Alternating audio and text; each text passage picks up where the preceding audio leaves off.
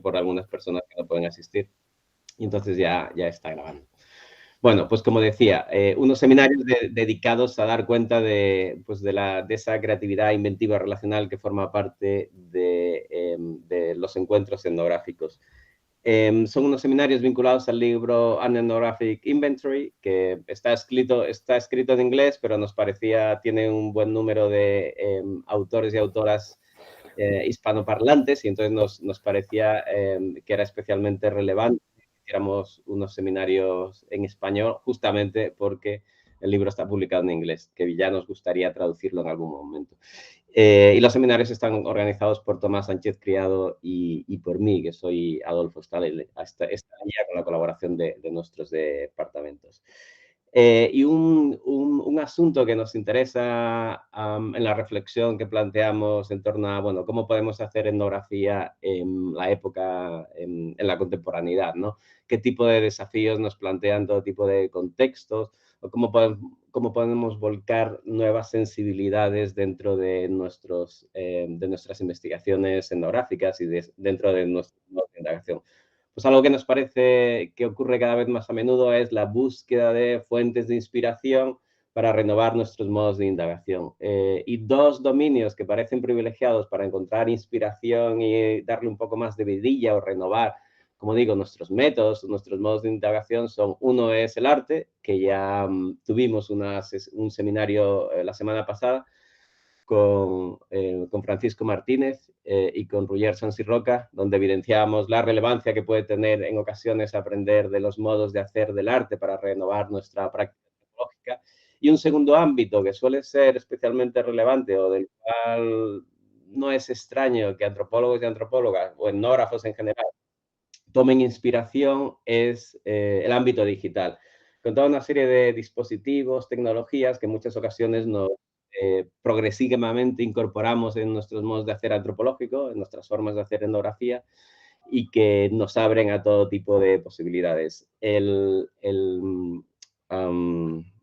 proyecto que van a presentar hoy Jorge y Maca, pues evidencia posibilidades justamente que nos ofrece el ámbito digital.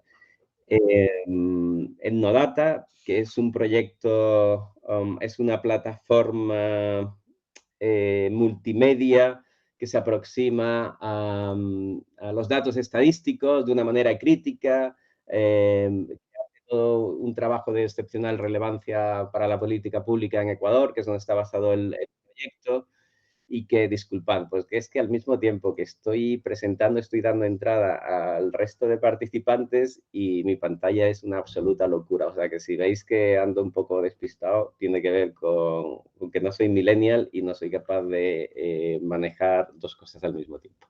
Bueno, como decía, Etnodata nos parece, a mí siempre me ha fascinado desde la primera vez que conocí la plataforma, por esa aproximación, bueno, por esa manera de aproximarse a un ámbito que en muchas ocasiones nos resulta alejado, que es el de los datos estadísticos, por ese intento por encontrar otras formas narrativas para dar cuenta de esos datos, por esa aproximación crítica a la estadística. Bueno, Jorge y Maca lo van a contar, así que yo no entro más en ello. Pero sí nos parece también un proyecto que es contextualizado muy fácilmente en los recientes debates sobre las antropologías multimodales, ¿no? Que lo que nos vienen a decir es que, bueno, o lo que Matthew Darrington con colegas, ¿no? Lo que nos plantean es la proliferación de medios en nuestras sociedades contemporáneas y la incorporación de estos medios en la antropología, pues lo que nos abre son todo un tipo de nuevas posibilidades para nuestras formas de indagación. No me entretengo más, ellos lo van a presentar, así que creo que no tengo que añadir nada más. Jorge y Maca, los dos están basados en la Universidad de Oslo.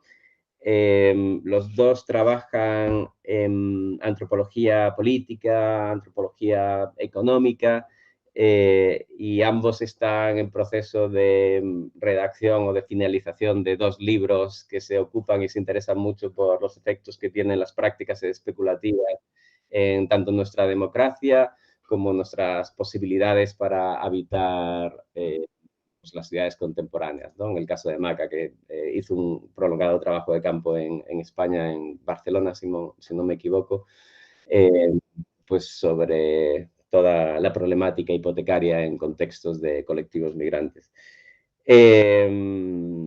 Y el Hisenda Ardèvol pues, está basada en Barcelona, en la Universitat Oberta de Cataluña.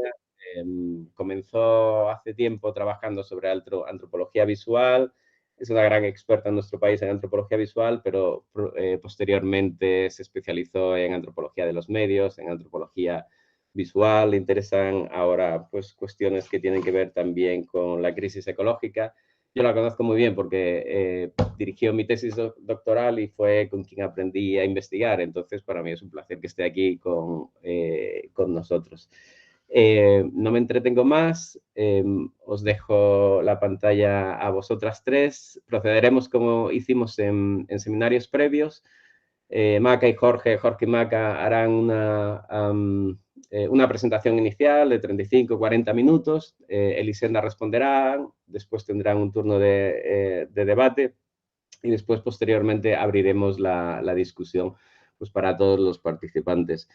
Solo pediros que cerréis los micrófonos porque, como veis, somos un número nutrido y bueno, en cuanto se abra algún micrófono la cosa puede ser complicada. Insistir nuevamente en que no ofrecemos certificados porque el volumen de participantes es muy grande y no tenemos ni energías, ni capacidad, ni logística para emitir los certificados. Y además la idea es que la asistencia a estos seminarios sea por puro vicio. Y finalmente estamos grabando cada uno de los seminarios, están colgados los dos previos, colgaremos este mañana pasado y los podéis localizar en la plataforma de Expo. Nada, agradeceros mucho a los tres, Maca, Jorge, Elisenda, que estéis aquí, creo que vamos a disfrutar mucho.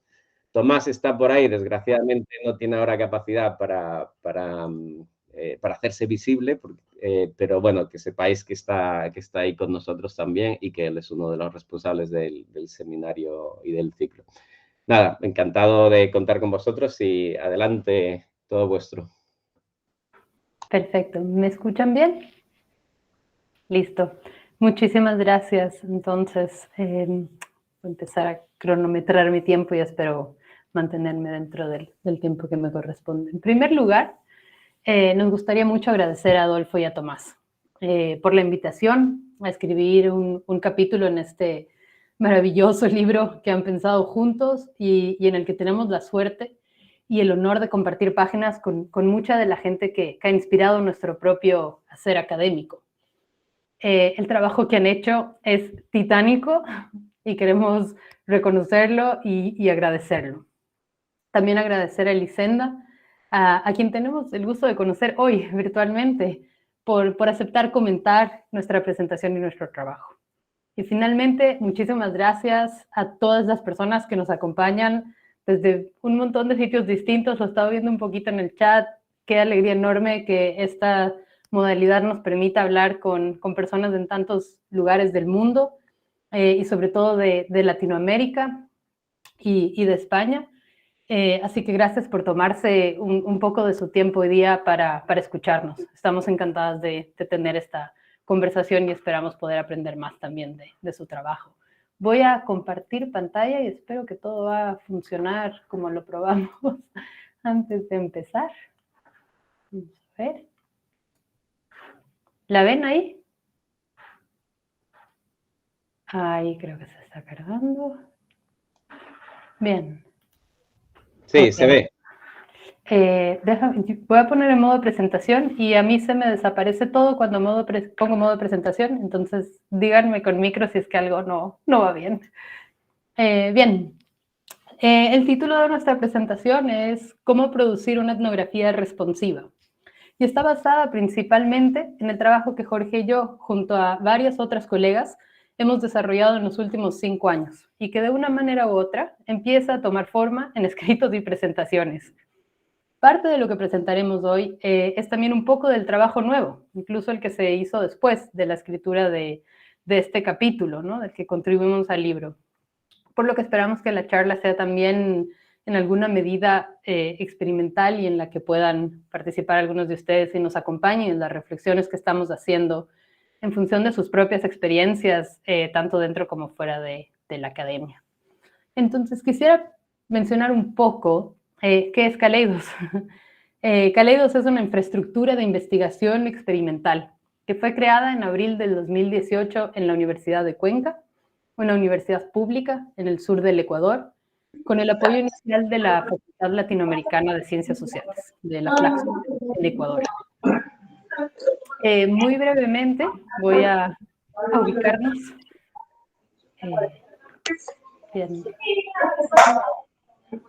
Yo escucho otro micro. Sí, María Fernanda Barranco. Ah. Vale. Pues Ecuador es un país pequeño, no todo el mundo siempre sabe dónde está, pero en todo caso, este es el lugar de Ecuador y sobre todo también dónde está Cuenca dentro de Ecuador, que es la tercera ciudad más grande del país, con un tamaño de más o menos 800,000 personas. Y en esta ciudad es donde está la universidad. Esta es una vista panorámica de la ciudad de Cuenca, que se encuentra entre la cordillera de los Andes, y este es el lugar donde está la universidad, en el medio de la ciudad. ¿Y por qué quiero ubicarnos también ahí?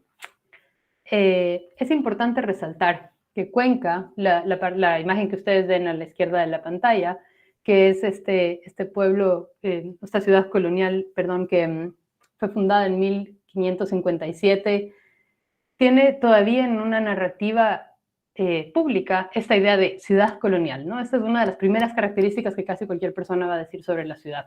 Es interesante saber también que se planificó con estrictas pautas urbanísticas que fueron diseñadas por el entonces rey español Carlos V. Entonces hay cosas importantes de estas historias que luego voy a mencionar un poco más. La distribución que tiene hoy la ciudad observa el mismo plan ortogonal original que se ha mantenido en uso por 400 años.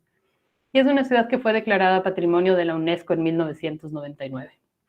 Les cuento muy brevemente estos datos porque es importante situarnos. ¿Dónde está ubicada la universidad? No solo geográficamente, como nos muestran los mapas en un inicio, sino también en una narrativa histórica específica, que no es la única, pero es dominante, ¿no es cierto? Entonces, esta es una de las cuestiones que nos interesa cuando nosotros pensamos cómo hacemos academia en este lugar. Kaleidos es también, y sobre todo, un grupo de humanos con intereses diversos que utiliza la etnografía como modo de investigación y de creación de conocimiento de maneras experimentales, interdisciplinares y multimodales. Y quiero también mostrarles un poco el equipo, porque ninguno de los proyectos que hemos hecho son ni individuales ni solo de Jorge y mío, sino que hay todo un equipo que forma parte de cómo hacemos estos, que Etnodata y otras plataformas sean posibles. Para esta charla nos enfocamos en cómo producir una etnografía responsiva a través de colaboraciones etnográficas y métodos experimentales que combinan los estudios de datos críticos y la antropología visual. En 2020, Kaleidos creó una nueva plataforma digital llamada Etnodata. Después de un año de investigación etnográfica interdisciplinaria con instituciones públicas como la Policía Nacional del Ecuador, el Consejo Nacional de la Judicatura, la Fiscalía General del Estado y organizaciones de la sociedad civil que trabajan en femicidios y en casos de personas desaparecidas, lanzamos Etnodata en noviembre del 2020. Una plataforma multimodal y multimedia inspirada en los estudios de CTS, de Ciencia, Tecnología y Sociedad, para el estudio de datos concernientes, en este caso, con las muertes violentas en el Ecuador. Se inspiró en otras plataformas digitales, experimentales y colaborativas, como la plataforma PIS, y es otro de los capítulos que está en el libro editado por Adolfo y por Tomás, que es la plataforma de etnografía experimental y colaborativa, así se llama en inglés, y de ahí viene su acrónimo, y fue desarrollada por Kim y Mike Fortune, así también como la plataforma de bioetnografía que desarrolló Elizabeth Roberts para pensar justamente eso, la biología y la etnografía. Es un poco trabajos que han inspirado el nuestro. Nuestra plataforma se diferencia un poco a los trabajos que han realizado ellos porque no solamente recolecta y analiza datos, sino que también los produce dentro de la misma plataforma. Comenzó como una herramienta hermenéutica para investigar las estadísticas estatales, pero pronto se convirtió en una plataforma más compleja. El trabajo de colectivos como el de Geografía Crítica en el Ecuador, por ejemplo, o la literatura decolonial, que es muy importante en la región latinoamericana, sobre la producción de conocimiento han influenciado y guiado cómo entendemos nosotros nuestro trabajo y desde dónde pensamos nuestras investigaciones. El equipo de Etnodata, para crear esta plataforma, asumió el desafío, y creo que es una buena palabra llamarlo desafío, de anonimizar y limpiar las gigantescas bases de datos oficiales para poder ponerlas a disposición del público. Este proceso estuvo acompañado de otro objetivo metodológico de la plataforma, que buscaba incluir a los usuarios en las labores de narración de los datos. Nuestro propósito fue generar un modo colaborativo de investigación que estudia críticamente la producción de estos datos y los razonamientos detrás de ciertas decisiones. Entonces, el proceso mismo de limpieza de una base de datos es en sí un hecho político también. Y nosotros estábamos trabajando en cómo críticamente se piensa eso al producir Etnodata y al tener esta gigantesca base de datos. Uno de los módulos dentro de Etnodata permite a los usuarios producir visualizaciones de datos directamente en la plataforma. Los usuarios pueden filtrar los resultados por el tipo de asesinato violento, así como una serie de filtros diferentes a su disposición para crear visualizaciones geográficas. Estos gráficos y mapas han sido particularmente útiles para periodistas, académicos y estudiantes. Déjenme mostrarles un ejemplo que espero nos va a ayudar a ver cómo funciona. Esta es una pregrabación de yo utilizando la plataforma.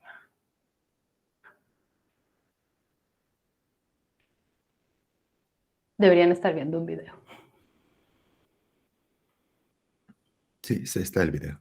Gracias. Entonces ustedes ven que pueden filtrar tipo de muerte violenta, el tipo de arma.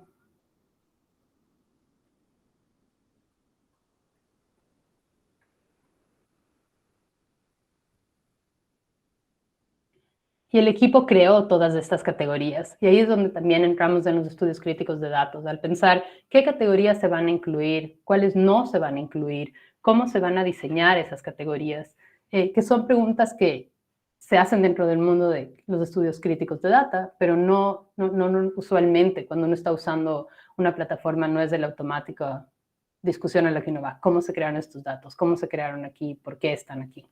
¿Quién diseñó que esta sea la forma en la que se usa? Entonces ahí ven los gráficos automáticamente creados en la plataforma que las personas pueden además bajar directamente y utilizar como gráficos. Etnodata también ofrece una serie de ensayos sobre la política de datos, destinados a generar foros de discusión sobre muertes violentas. Los usuarios pueden interactuar con otras experimentaciones etnográficas, como narraciones breves sobre crímenes, basadas en información de informes policiales, exhibiciones de datos curatoriales sobre feminicidios y podcasts sobre violencia y burocracia. Todo esto está dentro de la plataforma. Parte del material en el que se basa esta etnografía proviene de bases de datos de muertes violentas mantenidas por instituciones públicas y otras por organizaciones de la sociedad civil. Voy a hablar un poco más de eso también. Esta es una imagen breve de la sección curatorial, por ejemplo, en la que utilizamos un programa que nos permitía hacer una curaduría digital, un tipo museo, en el que uno podía entrar, ir leyendo estadísticas, ver diferentes gráficos, interactuar con el material de otra forma, ¿no? Entonces, esta idea de también experimentar con el mundo virtual tipo Second Life era algo que nos interesaba mucho en este caso. Es importante resaltar que la gobernanza de datos se convirtió en una prioridad política en Ecuador hace una década. Desde el 2010, mejorar las estadísticas sobre muertes violentas era una prioridad desde el Estado, lo que ha dado lugar a frecuentes comisiones y comités intergubernamentales. En el proceso de construcción de Etnodata, interactuamos con diferentes agencias gubernamentales y organizaciones de la sociedad civil, y nos dimos cuenta de lo poco que sabían unas instituciones de otras, ¿no? Entonces no conversaban mucho entre ellas. Por ejemplo, la Policía Nacional y el Consejo de la Judicatura insistían en que tenían números completamente diferentes, pero cuando nosotros comparamos sus bases de datos, solo encontramos pequeñas discrepancias. En este contexto, Etnodata se convirtió en una herramienta metodológica para estudiar la producción y la dinámica de la gobernanza de los datos de las muertes violentas. aprendimos que la desconfianza en los datos no solo estaba relacionada con la necesidad de mejorar la calidad de los datos. La desconfianza en las estadísticas oficiales estaba relacionada con lo que Kim Fortune llama un estilo de gobernanza de datos. Déjenme darles un ejemplo de cómo esto sucedió en nuestro trabajo. Nosotros trabajamos con una organización de la sociedad civil en Ecuador llamada Alianza Mateo, a quienes agradecemos mucho el haber colaborado con nosotros. Y ellos afirmaron que los feminicidios no se registran correctamente en las estadísticas oficiales. Al mismo tiempo, cuando hablábamos con las agencias gubernamentales y judiciales, negaban que existiera cualquier problema con las bases de datos que ellos manejaban. Etnodata nos permitió descubrir que, de hecho, todos estos actores tenían razón. Los feminicidios no se denunciaban en la forma en la que cada uno de ellos argumentaba, pero no era un problema con las bases de datos per se, sino que era un problema con la forma en que los datos de feminicidios interactúan con una comprensión patriarcal de la justicia y las relaciones que había con las carreras profesionales de los fiscales y estatales. Para que un femicidio fuera tipificado como tal, el proceso legal requería diferentes tipos de información y de diferentes tipos de pruebas. Sin embargo, la sentencia por un homicidio o un femicidio, en términos de años de cárcel, puede ser exactamente la misma. Para muchos abogados públicos, tenía poco sentido esforzarse tanto para probar un feminicidio si podían simplemente, digámoslo entre comillas, probar un homicidio y condenar al asesino. Se expresó en términos de eficiencia en lograr justicia para la víctima. Y estos son en las entrevistas que realizamos con muchísimos de estos servidores públicos, ¿no? Entonces, para ellos había una forma en la que se creaba eficiencia de lograr justicia para la víctima, entonces no había que hacerse demasiado problema sobre cómo había estado categorizado. Además, para ascender en los escalafones legales de la profesión, los servidores públicos judiciales deben completar un número determinado de casos, por lo que un largo procedimiento legal va de hecho en contra de sus incentivos profesionales. Entonces, preferían, para ellos la forma eficiente era cómo hacer más casos más rápido, cumpliendo con lo que entendían como la función de justicia. Para los movimientos feministas, en cambio, y con mucha razón, tener un caso sentenciado explícitamente como feminicidio era crucial, ya que era justamente ahí donde se ejemplificaba en los ojos del Estado la continua y dramática incidencia de los feminicidios en el país. Entonces, comprender estas distinciones desde el punto de vista de los diferentes actores del sistema legal es el trabajo de las historias etnográficas. Son estas historias las que complejizan y abordan críticamente la producción de datos estadísticos y muestran el alcance limitado que tiene la representación numérica. Útil, pero limitado.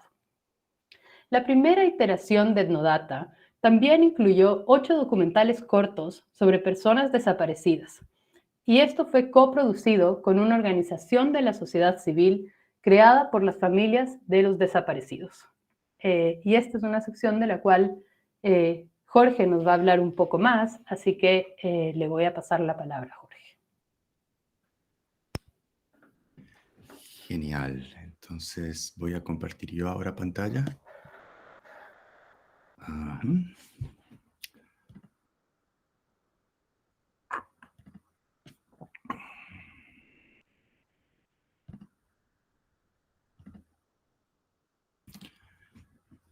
Me cuentan si pueden ver. Sí, se ve. Sí. Perfecto. Déjenme abrir esto. Abrirle un poquito más. Ok. Bueno. Muy buenas tardes. Otra vez, muchísimas gracias, Adolfo, por la invitación. No lo voy a tomar, pero también si está por ahí, muchísimas gracias. Yo voy a hablarles de los videos que hicimos con los familiares de personas desaparecidas, porque ese fue un proyecto de transición en la segunda versión de Etnodata. Y una de las cosas que que nos estaban preguntando es: los datos están hasta 2020, los vamos a actualizar. Hemos estado tratando de actualizar la página, pero ahora cuando les cuente la historia de la segunda versión de Etnodata van a saber por qué no hemos podido hacerlo. Entonces, básicamente, los videos con familiares de personas desaparecidas, una de nuestras investigadoras y coordinadora de investigación de Kaleidos en ese momento, ahora está haciendo su doctorado en Dartmouth, Mayra Flores, trabajaba con Asfalec. Y una de las cosas que empezamos a conversar al interior del centro es si podíamos incluir un módulo de personas desaparecidas en Etnodata, que era una página básicamente para estudiar las estadísticas de muertes violentas y estudiar, hacer una suerte de antropología de los datos de violencia y cómo estos datos de violencia producen más violencia. Es decir, cómo estratifican, cómo cambian y cómo producen ciertas cosas. Hay varios ejemplos que podemos hablar en la discusión, pero voy a tratar de pasar a la siguiente porque lo que les quiero mostrar es la nueva página de Etnodata.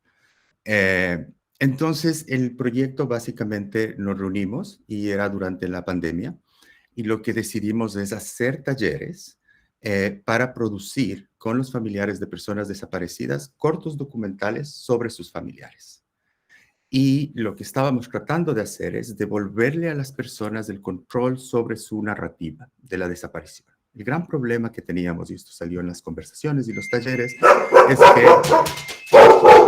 Perdón,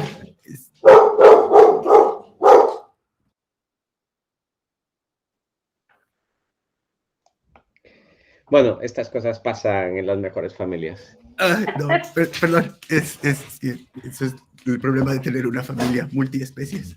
Es que uno de mis perritos odia a Agatha, porfa. Bueno, entonces lo que estaba es... ¿en qué estaba?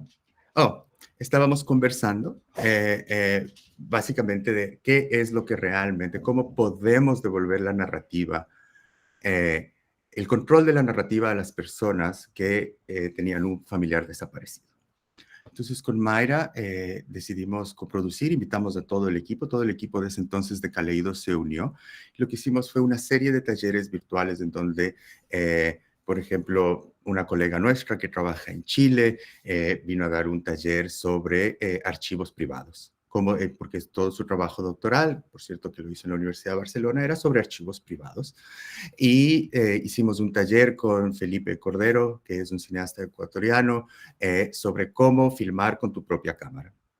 Y después lo que nos dividimos fueron los investigadores y cada uno hacía guiones. Yo he trabajado haciendo guiones de películas documentales desde 2004. La primera documental carcelario que hicimos lo sacamos en 2005, que fue el comité, se llamó El Comité. Y entonces hicimos estos talleres.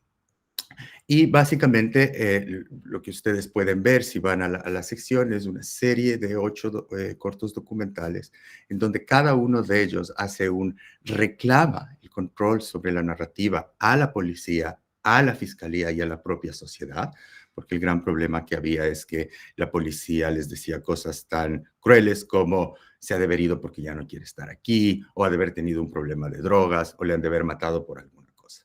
Y igual la fiscalía. Entonces, realmente lo que sirvieron los documentales es para cómo pensar nuevas narrativas. Y a nosotros nos sirvió mucho eso, sobre todo la idea de tomar control de la imagen, nos sirvió también para pensar la idea de tomar control sobre los datos. Y en 2021 hicimos el diagnóstico del sistema penitenciario ecuatoriano. Y una de las cosas que vimos, porque igual en el mismo modelo de Etnodata nos entregaron todas las bases de datos, tenían 230,000 registros, solo habían aproximadamente 38,000 internos en ese momento. Y lo que hicimos fue limpiar las bases. Y limpiar las bases no en el sentido técnico, lo estamos usando un poquito en el sentido, esta conversación tuvimos en Berlín, que limpiar las bases es a veces, se entiende como algo muy, muy específico, ¿no es cierto? Las cosas que están duplicadas, las cosas, sino también había una intervención, había una manipulación de los datos que iba siendo documentada específicamente, por qué se hacía cada cosa. Entonces, realmente el campo etnográfico es la base de datos. Y una de las cosas que nos dimos cuenta fue que todos los datos que tiene el sistema penitenciario ecuatoriano son datos burocráticos que lo que hacen es medir la eficiencia del sistema, tapar corrupción y llenarte de números, pero realmente no sirven de nada y no te dicen la realidad. Entonces, de igual modo que hicimos con los familiares de las personas desaparecidas, hicimos con los familiares de los prisioneros. Y lo que hicimos ahora es diseñar una encuesta. Y diseñamos una encuesta para familiares de, por ejemplo, cuánto gasta una persona en el Ecuador en mantener un familiar. Los resultados que salieron es que una persona en el Ecuador gasta entre $140 a $250 mensuales. El 80% de las personas que procuran este dinero, las personas que viven tras las rejas, son mujeres. Y de esas mujeres, la gran mayoría vienen de mercados informales. ¿Y por qué nos servía hacer todo esto? Nos servía también hacer porque en los talleres con ellos lo que dijimos es qué información necesitan para politizar la narrativa. Para aquellos que no estén muy al tanto de la historia reciente del Ecuador, a partir del 2020 hemos tenido 11 masacres carcelarias, han muerto más de 500 personas dentro de cárceles, bajo la responsabilidad del Estado. Y con esto quiero pasar al siguiente. Como después del artículo que ustedes leyeron, que es el que está en el libro, el capítulo, empezamos a trabajar con una organización de derechos humanos, con el Comité de Familiares por la Justicia en Cárceles y con John Jay College en Nueva York. Y les voy a ir contando, y aquí es donde yo quiero contarles 3 cosas sobre qué entendemos por etnografía de respuesta o etnografía responsiva. Y son el tema de la interdisciplinariedad, el tema de la colaboración, y el otro punto es la multimodalidad. Y estos son los 3 ejes que van a explicar qué estamos entendiendo por respuesta, ¿no es cierto? Entonces, lo que ustedes están viendo es la nueva versión. Esto se va a lanzar el 28 de marzo. Y si vamos aquí,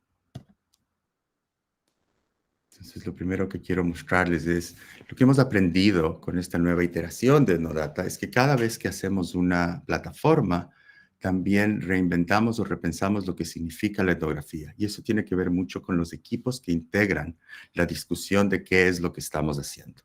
Entonces, primero voy a empezar con el equipo de investigación.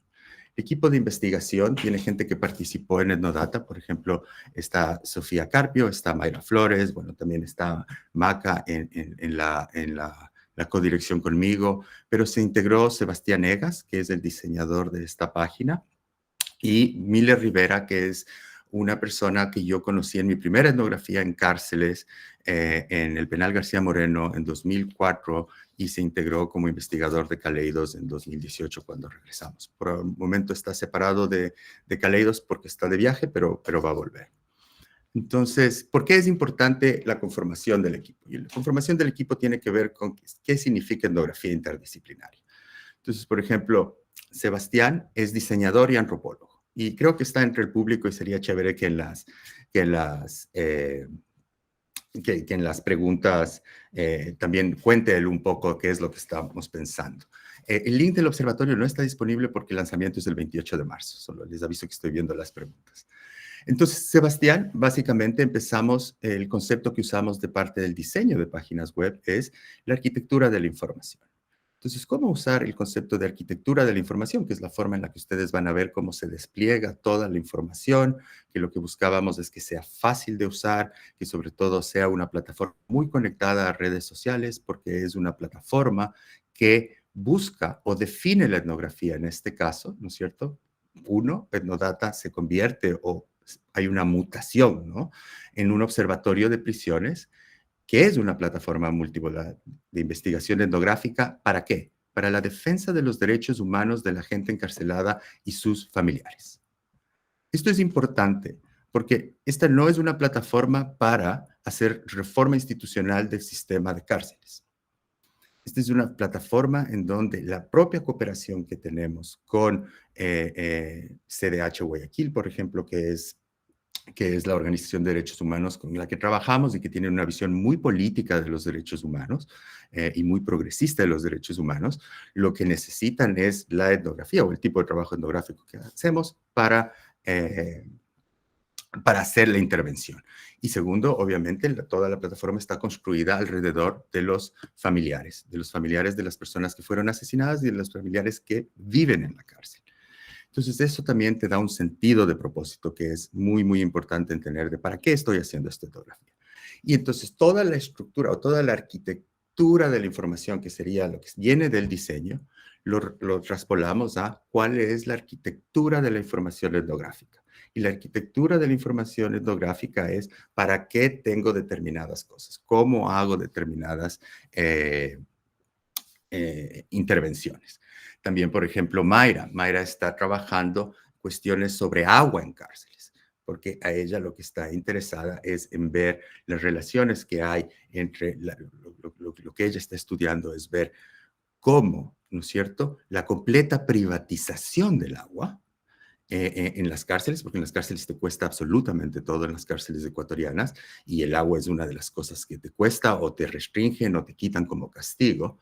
Ella lo está viendo como una suerte de el pasado de donde estamos yendo con los procesos de privatización. Entonces está muy interesada y todo entender el confinamiento a partir de metáforas de flujos, de metáforas muy específicas que también nos ayudan a hacer precisamente esto, ¿no es cierto? Que tenga este tipo de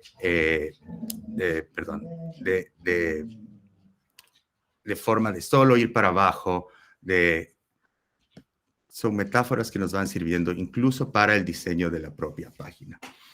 Entonces, eso en parte con el equipo de investigación, pero también está la colaboración. Y la colaboración, sobre todo, la colaboración es un concepto político.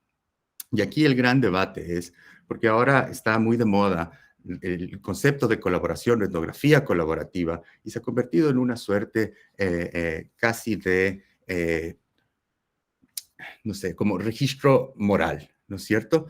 Hacer etnografía colaborativa es moralmente superior que hacerla individualmente. Y eso es problemático, y las personas que nos dedicamos a la antropología debemos saber que ese tipo de afirmaciones o ese tipo de policías morales de la producción de conocimiento son contraproducentes para el mismo debate colaborativo.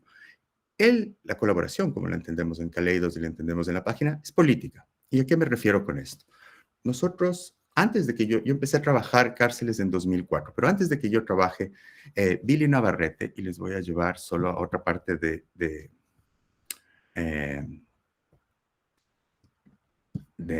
solo para mostrarles las fotos, ya que Maca también mostró fotos.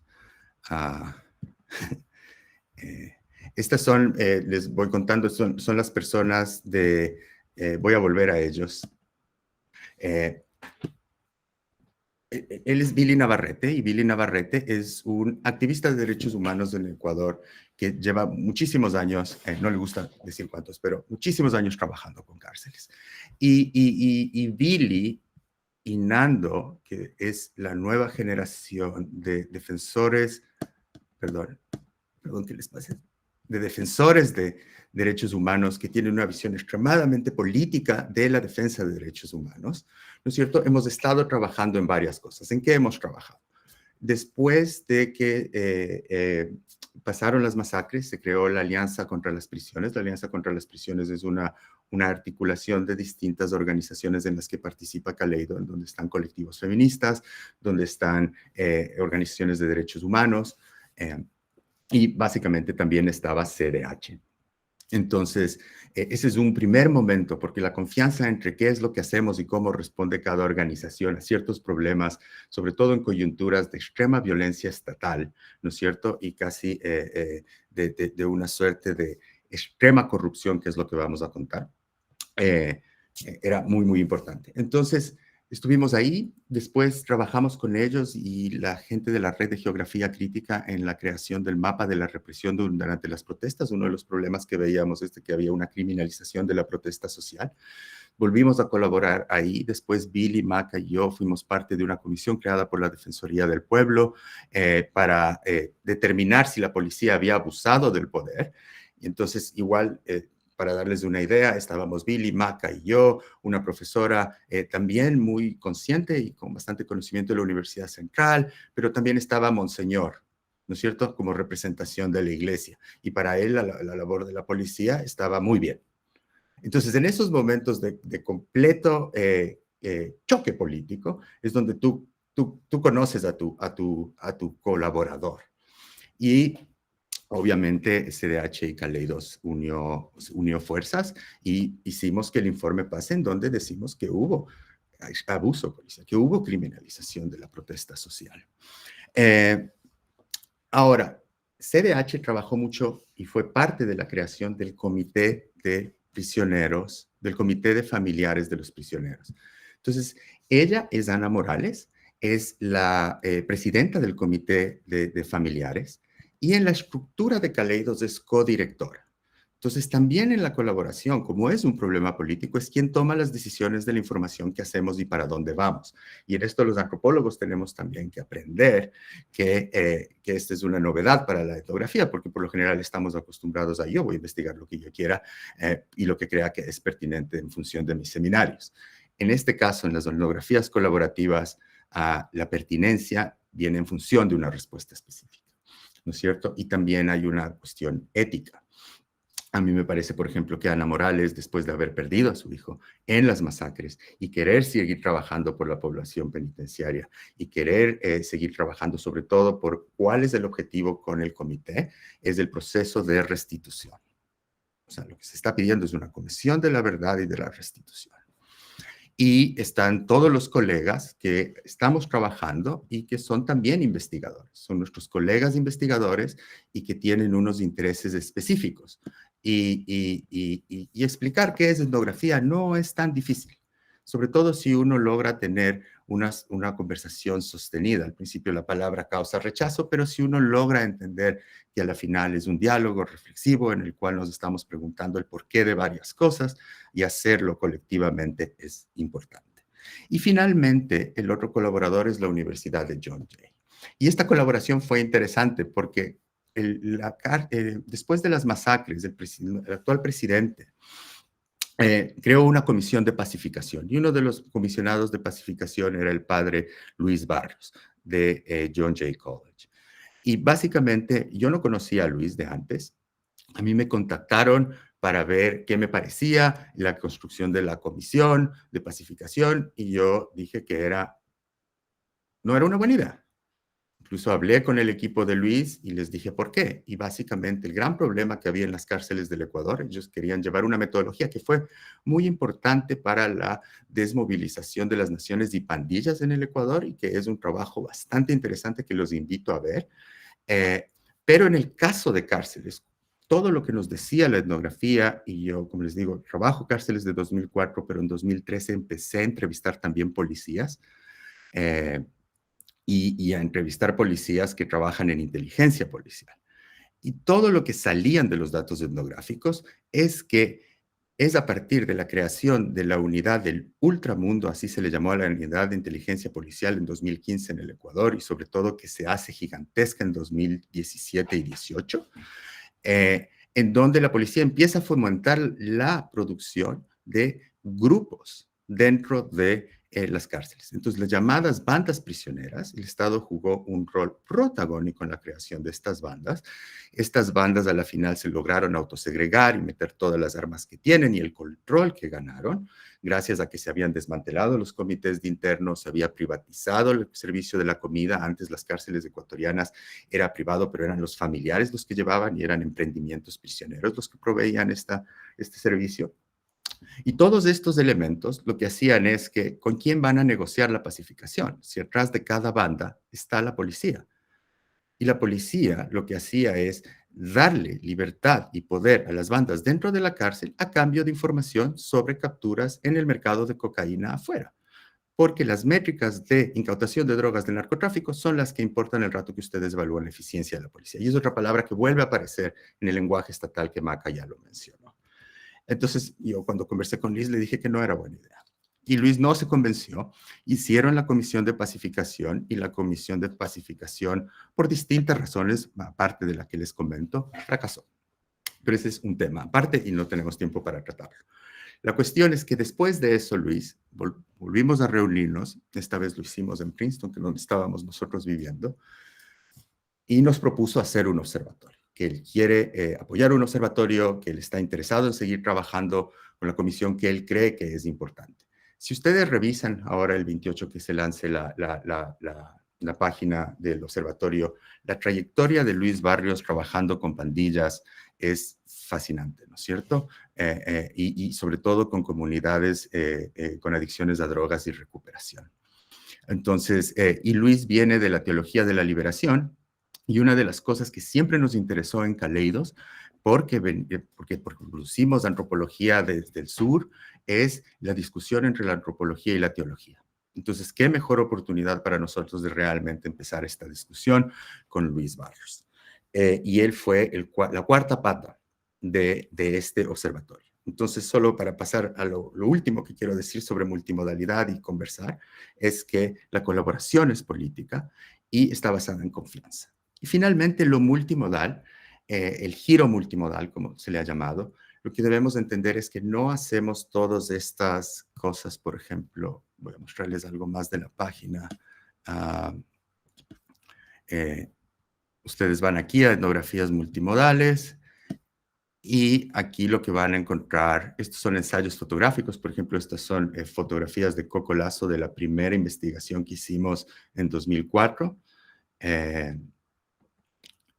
Y lo que tiene en la página, lo que ustedes van a encontrar es este es un documental sobre el archivo del penal García Moreno que hice con Mateo Herrera en 2014, que recuperamos del archivo del penal García Moreno, que son 139 años de historia burocrática, pero también tiene cuestiones y experimentaciones de autoetnografía. Les había mencionado que uno de nuestros colaboradores e investigadores en el centro es Miller Rivera, y aquí lo que ustedes están viendo es, básicamente, ustedes pueden entrar a estos videos, y esta es una autoetnografía de Miller que la empezamos a hacer. Esta es una entrevista del primer documental que tuvimos que se llamó El Comité, y es básicamente todas las reflexiones que hemos tenido en nuestros 20 años de conversación. Les estoy hablando que esto fue filmado en 2005 máximo. Y aquí lo que hace es mostrar toda la cárcel, esa era la lavandería de la antigua cárcel, y empieza a explicar. Entonces, ustedes van a poder acceder a ese material, y de ahí a la parte de datos, que nos parece importante continuar. Entonces, lo que vamos a seguir haciendo es encuestas de familiares, vamos a replicar la del diagnóstico con los familiares, pero también estamos esperando que el Estado hizo un censo y que publique las investigaciones. ¿Qué es lo que tenemos? ¿Qué es lo que ustedes van a poder hacer? Lo que vamos a tratar de hacer es crear una suerte de interfase igual al que tiene Etnodata, en el que ustedes puedan mapear ciertas cosas. Y sobre todo en términos de cárceles hay puntos estratégicos, y uno es la antropología médica, por ejemplo, que trabaja MACA, y los problemas de las bases de datos del Ministerio de Salud con el SNAI, que es la institución que controla cárceles, y con lo que va a salir del censo. Entonces, igual lo que vamos a hacer es poner los datos, y con esto quiero solo terminar, es política de Caleidos y de las colaboraciones que hacemos, que las bases de datos que al final terminamos limpiando y deben estar puestas a disposición de otros investigadores, porque también estamos convencidos de que este tipo de intervenciones, lo digital no tiene sentido si también no lo usamos para abrir el debate. Y la mejor forma de abrir el debate, sobre todo desde la antropología de datos, es tratar de que la gente pueda también crear sus propias historias con los datos. Y con eso creo que podemos seguir la conversación. Muchas gracias. La universidad, perdón, es la Universidad de Cuenca, es donde está Caleidos. Pues nada, muchas gracias, Jorge. Muchas gracias, Maca. Tenemos todavía un rato largo.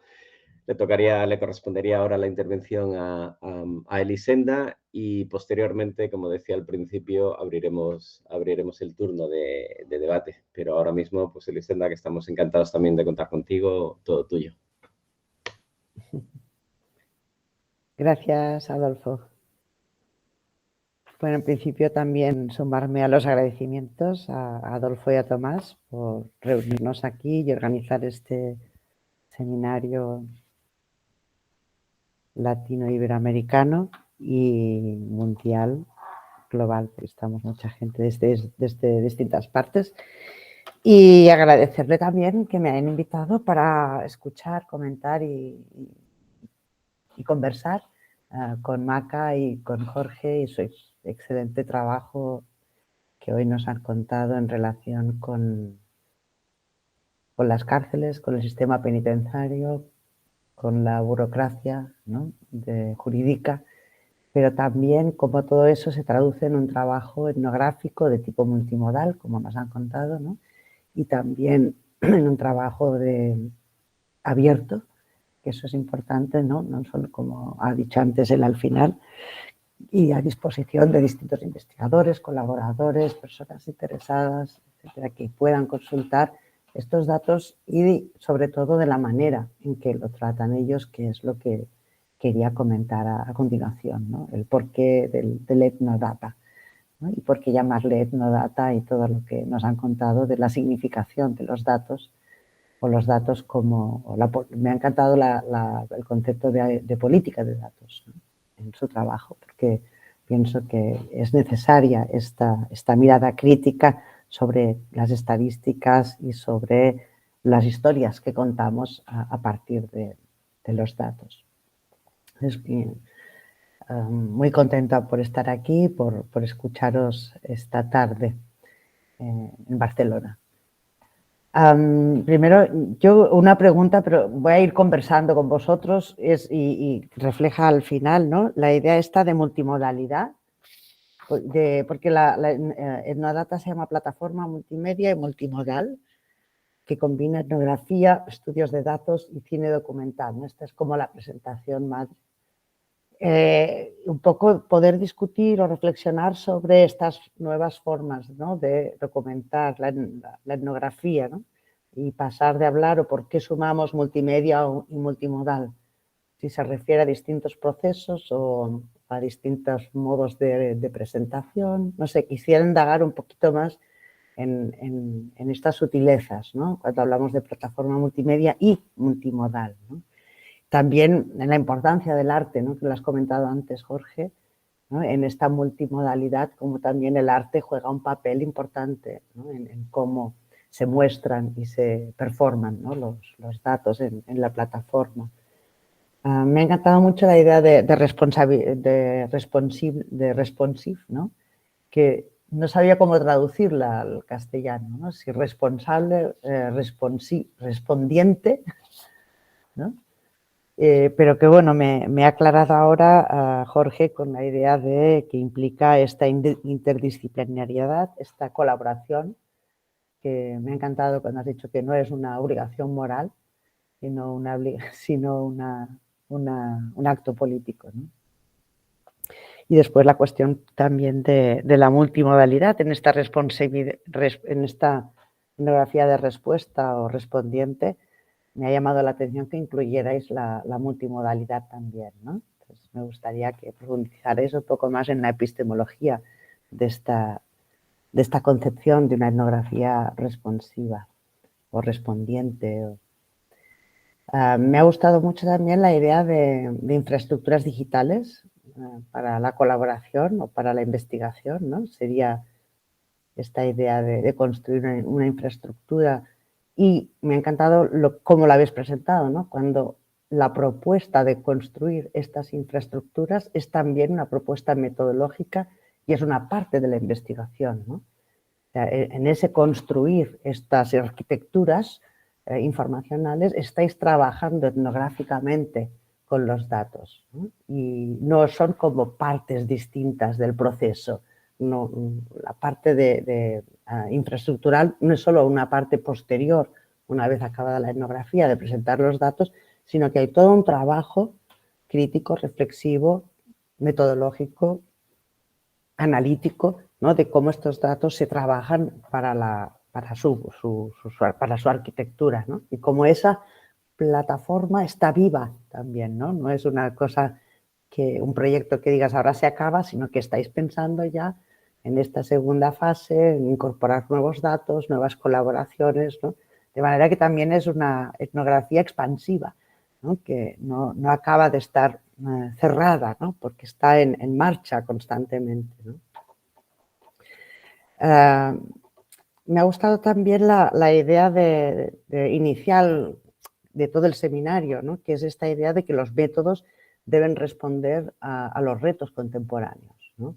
Y en este sentido me ha gustado mucho cuando has dicho el para qué esta etnografía, ¿no? Y cómo este para qué forma parte del diseño de la investigación y también dirige la mirada y dirige también todo el proceso investigativo, ¿no? Por lo tanto, este enfoque metodológico de responder a los retos contemporáneos y que esto nos obligue a repensar muchas cosas y de la manera en que hacemos las cosas, me parece fundamental como reflexión antropológica, pero sobre todo metodológica en este caso, ¿no? Y como yo siempre he dicho que métodos y epistemología van de la mano, ¿no? Están entrelazados y no es posible considerar los métodos como meras técnicas o como meros procedimientos, sino que hay siempre detrás una mirada, una intención, un propósito por los cuales organizas y despliegas los métodos de una determinada manera, ¿no? Estudiar solo técnicas tiene poco sentido si no se trabaja a la vez la mirada que conduce y dirige esas técnicas, ¿no? Que es en definitiva una epistemología. Y en vuestro caso una epistemología plenamente política, ¿no? Consciente de vuestro hacer como una acción política o como una intervención en el mundo, ¿no? En determinada dirección. Yo pensaba en este sentido que siempre la antropología, ahora le damos ese giro, ¿no? Hacia la creatividad y la innovación, pero siempre ha sido una disciplina que se ha ido cuestionando a sí misma, ¿no? en su quehacer y se ha ido modelando también en este proceso, ¿no? Con más o menos fortuna, a veces, o con disquisiciones que nos llevan a cul-de-sacs, ¿no? A veces. Y que pienso que hay que evitar, como esa de la moralización excesiva de los métodos que habéis señalado, ¿no? En este sentido, pienso que la etnografía es un método y reclamo que sea un método, aunque es más que un método, ¿no? Porque entiendo ese cruce entre epistemología y metodología. En definitiva, pienso que el método no solo nos habla de estabilidad, de procedimientos y de estandarización, sino también de improvisación sobre la marcha. Y eso tanto en nuestro campo como en cualquier otra disciplina, o sea, en las mismas ciencias naturales, ¿no? La improvisación es parte del quehacer de la científica, ¿no? Sea naturalista, sea social o cultural. Por lo tanto, ese reclamo de la improvisación que también mostráis en vuestro trabajo, ¿no? En ese quehacer, en ese proceso de arquitectura, lo estáis evidenciando de alguna manera, ¿no? Y por lo tanto, para mí, la etnografía siempre es más que un método, pero sin duda es un método como camino de conocimiento. Yo siempre recurro a la etimología griega de la palabra método, ¿no? Que es camino, el camino que tú haces para llegar a, ¿no? para producir conocimiento. Por lo tanto, el camino es importante. Yo pienso que cómo tomas las decisiones sobre qué camino tomar es fundamental. Y también que, para concretar, también es esa mirada, es ese proceso, es la relación que establecemos en el campo, y en este caso incluyo los datos, ¿no? Me encanta cómo habéis introducido los datos como parte de vuestro campo etnográfico, ¿no? Porque eso también hay muchas veces la idea o la concepción de trabajar solo con relaciones humanas, ¿no? Pero en este caso vosotros habéis manifestado que el campo, los datos forman parte de este campo, ¿no? Por lo tanto, esas relaciones con el campo incluyen también muchas veces actantes, ¿no? que escapan a la categoría de humana. En ese sentido me ha interesado mucho también vuestra propuesta, ¿no? No me quiero alargar mucho. Yo quería decir una pregunta también que os lanzaría y que la habéis comentado a lo largo de vuestra presentación, sobre todo cuando Jorge ha dicho explicar lo que es la etnografía es fácil. Entonces, bueno, es fácil y no lo es tanto. Me explico. En mi reflexión sobre si la etnografía es o no un método, ¿no? O esa relación cuatripartita entre mirada, proceso, relación y producto, ¿no? ¿Cómo definimos la etnografía? Porque esa es la cuestión cuando inventamos, ¿no?, mecanismos, cuando inventamos arquitecturas, dispositivos, ¿no?, estrategias. ¿Dónde queda la observación participante, las entrevistas, ¿no?, las cosas más clásicas que hasta ahora definían? Parecía que esas técnicas definían lo que era la antropología. Yo quiero pensar que esas técnicas no definen la antropología, sino que hay unos principios rectores que se traducen en determinadas técnicas, ¿no?, como puede ser la observación participante. Y me gustaría reflexionar o conversar con vosotros sobre cuáles son estos principios que rigen, ¿no?, y que podríamos reconocer la etnografía, aunque no hubieran las técnicas de las entrevistas en profundidad, ¿no?, o que la observación participante fuera a través de una base de datos. ¿Cuáles serían esos principios rectores, ¿no? Ya había apuntado aquí como 3 o 4, ¿no?, para mí, que son lo que yo introducir en la conversación, ¿no?, que sería ese desplazamiento, ese ir hacia la gente, que en vuestro trabajo es muy claro, y sobre todo cuando hablamos de datos, ¿no?, que parece que los datos estén deshumanizados, ¿no? Antes he hablado de actantes no humanos, pero a la vez son humanos, es decir, las personas, ¿no?, cuyos datos están en estos archivos son personas, ¿no?, y sus familiares reclaman esos datos o cómo han de ser categorizados, ¿no?, y tienen algo que decir ahí. Por lo tanto, hay este desplazamiento, ¿no?, de ir hacia las personas. Hay ese conocimiento situado que me ha encantado Maca cuando al principio nos ha presentado Cuenca, ¿no?, y ha dicho, hay que saber desde dónde hablamos, ¿no?, y ese desde dónde hablamos es un conocimiento situado. Yo pienso que la etnografía es clave y es básico y diferente a otro tipo de metodologías, ¿no?, donde eso no es tan, el estar allí, ¿no?, el estar metido allá con la gente, ¿no?, con los datos.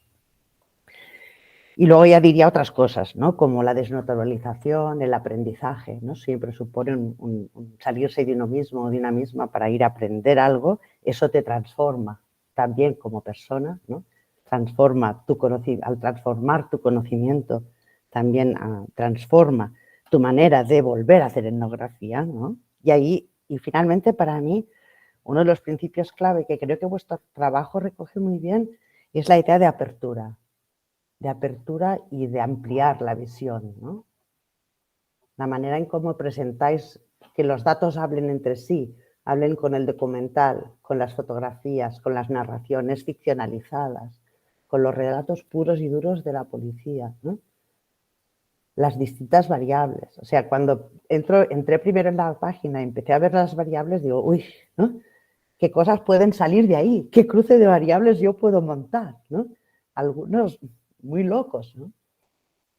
Y luego empiezas a profundizar y empiezas a ver cómo en las distintas modalidades, ¿no?, de las etnografías y la presentación de distintos puntos de vista, de distintos anclajes, hace que esa base de datos de alguna manera sea orgánica, ¿no?, esté viva, esté encarnada, ¿no?, deja de ser una base de datos con la que puedes jugar. Yo pensaba en un ejemplo que no habéis nombrado, porque no tiene nada que ver con la etnografía, pero precisamente como contrapunto es no sé si lo conocéis, el Selfie City de Manovich. Os recomiendo que visitéis la página porque empieza a jugar, más que nada para que veáis la diferencia, ¿no?, entre vuestro planteamiento y no para que sirva de modelo, sino de contrapunto, porque Manovich dice hacer análisis cultural en esa página multimodal de Selfie Cities, y lo que hace es eso, cruzar una serie de variables a partir de categorizar los selfies de maneras distintas, ¿no? Y a partir de ahí cruzas variables y puedes sacar inferencias tan locas como que en Río de Janeiro la gente está más contenta porque sonríe más que en Moscú. Eso es un análisis cultural de alta profundidad, ¿no?, lo que esa base de datos nos puede dar. Pero es interesante porque también se puede jugar online, entonces puedes ver un poco lo que significan los Big Data, que sería otro punto antes de terminar la presentación, ¿no?, que es cómo habéis trabajado las estadísticas, y ya lo he dicho antes, ¿no?, pero sobre todo en contraposición con estos otros intentos de trabajar los Big Data desde los análisis culturales o los análisis sociales, ¿no?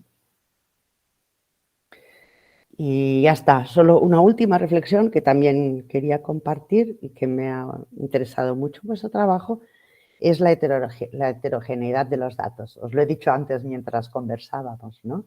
Y tiene que ver con lo que he explicado de esa organicidad de la web, ¿no? Que es que, y cómo rehuís esa confrontación entre cuantitativo y cualitativo, ¿no? Sino que va sumando y va ampliando el tipo de conocimiento que puedes elaborar a partir de ahí, de una manera crítica. Es decir, no despreciar, oh, como son qualis, yo ya no los trato. Ostras, os habéis metido dentro, ¿no? Y habéis limpiado los datos, ¿no? Políticamente curados, pero para trabajar con datos y dar datos cuantitativos de alguna manera, ¿no? Y cómo esos datos cuantitativos dialogan con los otros tipos de datos también nos da que pensar cómo nunca hubieron datos crudos, ¿no? Y cómo la estadística nunca es una ciencia neutral, ¿no? Y cómo los datos estadísticos, pues, eso ya lo sabemos todos, ¿no? Pero en vuestro caso eso es patente, tienen también una acción política, ¿no? O sea, no son datos crudos, asépticos, ¿no? Objetivos, sino también construidos y también con sus agendas políticas, podríamos decir, ¿no? Y bueno, más o menos esas cosas son las que quería conversar con vosotros.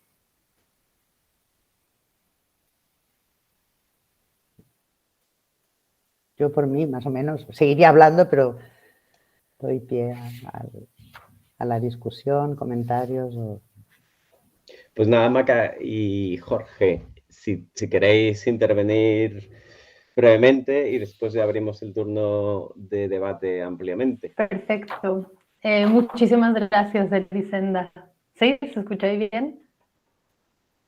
Gracias, que es una muy generosa lectura también y gracias por tomarte el tiempo de jugar en la plataforma, como decías tú, de observarla y de entrar en sus diferentes rincones. Quizás voy a tratar de responder a varias de las propuestas y preguntas que tú nos hacías. Igual, Jorge, quizás tú complementas en las cosas que yo no mencioné. Cuando decías y pensabas con esta idea de qué es multimedia y qué es multimodal, una de las cosas que para mí era interesante era pensar todas las cosas que están dentro de la plataforma y la interacción que hay entre ellas. Y lo que más pensaba yo es multimedia, yo entiendo como aquellas cosas que están producidas como un podcast, como una imagen, como un video, ¿verdad? La forma, digamos, usual de entenderla. Pero la multimodalidad es la forma de pensar diferente cuando las empiezas a combinar entre ellas. Es decir, cuando puedes moverte más allá de lo que está representado ahí y te permite pensar con otras formas de hacer conocimiento, en este caso algo como la oralidad, ¿verdad? O quien piensa desde la gráfica o quien está pensando sonoramente y cómo interactuamos con estas diferentes elementos multimedia, ¿verdad? Creo que eso también es por qué una plataforma está siempre en construcción. Y esto es algo que es al mismo tiempo un reto y una potencia de plataformas como Etnodata o el Observatorio de Prisiones.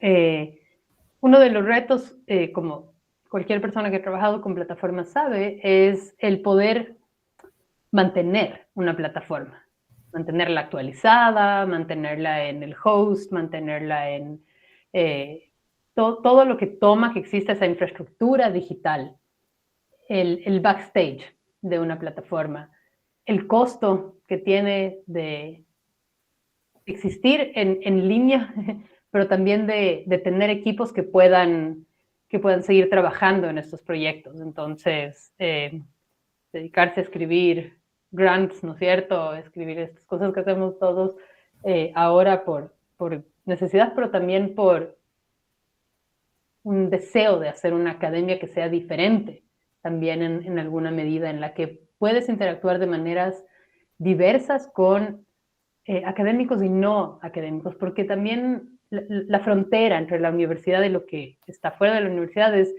para mí, extremadamente porosa. Y creo que eso nos enriquece mucho y que no siempre ha sucedido. Sucede más en ciertos sitios, sucede menos en otros, pero esa posibilidad de pensar conjuntamente es algo que creo que es importante en estos espacios. Y las plataformas que hemos desarrollado siempre han tenido esa interacción entre grupos muy diversos y grupos que no siempre están de acuerdo. Entonces, que son también unas conversaciones las que están detrás de cómo se hacen las plataformas y las decisiones que se toman para que esté una cosa u otra, respetando los expertices de cada uno, pero pensando sobre por qué tomamos ciertas decisiones, ¿no es cierto? Entonces, no es solamente como, y ahora vamos a tener estos datos aquí, o estas categorías, ¿no? Sino por qué vamos a tener esas categorías. Justamente lo que tú decías cuando estabas mirando la plataforma y viendo las distintas posibilidades que había, era cómo se tomaron esas decisiones. Eran largas discusiones de un equipo amplio, pero extremadamente enriquecedoras también en ese sentido. Porque nos hace hacernos esas preguntas y para mí es ahí donde está también la etnografía, ¿verdad? Una etnografía en la que uno está haciendo estos procesos de reflexividad sobre lo que crees que pasa cuando escuchas y ves la postura de alguien más, cuando trabajas con diferentes formas de acercarse a un mismo fenómeno, como en este caso eran los feminicidios, ¿verdad? Y qué es lo que piensan diferentes colectivos o grupos que están creando números, porque la organización de la sociedad civil con la que nosotros trabajamos estaba produciendo sus propios números también, y que explicaban que eran distintos, ¿verdad? Entonces, la etnografía está en ese largo trabajo de conversación con diferentes grupos, diferentes... Entonces, para mí el tiempo es una de las cosas que aumentaría también a los principios que tú mencionabas sobre qué es etnografía hoy, ¿verdad? Y creo que esa relación con sean estos colectivos o actores, distintos actores con los que estamos trabajando, toma tiempo. Y el privilegio que tiene la etnografía, o una de sus grandes riquezas, que espero que podamos siempre mantenerla viva, es poder tener tiempo para pensar, para equivocarse, para repensar, para cambiar de punto de vista, para escuchar otras perspectivas sobre un mismo tema, ¿verdad? Entonces creo que esa relación con lo que se llama interlocutores, que ahora son extremadamente variados, es una de las cosas que permite que tenga eso, que se llama etnografía para mí. Y aumentaría una visión decolonial desde donde nosotros hacemos etnografía, justamente por lo que mencionaba al inicio, ¿verdad? Entonces, cómo nos acercamos a diferentes problemáticas está muy marcado por desde dónde las estamos viendo y cómo incluir eso en el diseño de las preguntas de una investigación, en las conversaciones que tienes, incluso antes de que exista esa cosa que se llama etnodata, tiene una importancia que es muy relevante para nosotros, ¿no es cierto? Entonces, ¿cuáles son las teorías que está informando lo que hacemos y con quiénes estamos conversando? Está muy marcado por los actores locales con los que estábamos trabajando también en Cuenca. Entonces, esas son partes del trabajo que hemos hecho que quizás son también complementarias a lo que tú mencionabas. Voy a parar ahí. Jorge, no sé si tú tienes más que aportar. Sí, no sé si abrimos, pero pues solo voy a responder muy corto para abrir el debate y para seguir con lo que dice Maca de qué es etnografía, ¿no es cierto? Y creo que sí es un método, pero creo que también debemos ver la historia de la etnografía y que es una empresa que nace de la mano del colonialismo. Entonces, y aquí es muy importante desde dónde hacemos etnografía nosotros. Porque, bueno, Maca y yo ahora, por cuestiones de trabajo, estamos en Noruega, pero Caleidos está anclado en la Universidad de Cuenca, en Cuenca, y tenemos varios Caleidos exiliados, ¿no? Mayra está ahora en Estados Unidos, Fuyu también, estamos nosotros acá en Noruega. La gente se mueve porque necesita trabajar, la gente se mueve porque necesita estudiar, la gente se mueve porque quiere, muchas veces. Pero a la final, el corazón de dónde pensamos es este movimiento de las personas de Caleidos que a la final está en una oficina que se llama Las Monjas en el campus de Cuenca. Y eso es importante y ojalá que alguien del equipo que está ahora en Cuenca pueda hablar y contarnos un poco de lo que están, de cómo se piensa desde allá. Y de ahí, la otra cosa es que para mí la etnografía, cuando la hacemos desde el sur, cuando la hacemos, como dice Maca, decolonialmente, nuestro trabajo es hacer de la etnografía un mutante. O sea, no podemos nosotros ser... esto es etnografía, ¿no es cierto? Largos periodos de esto. Ustedes, como una suerte de reducir la etnografía a una metodología o a un método, cuando es el espacio de teorización en el que tenemos. ¿Y qué quiero decir con esto?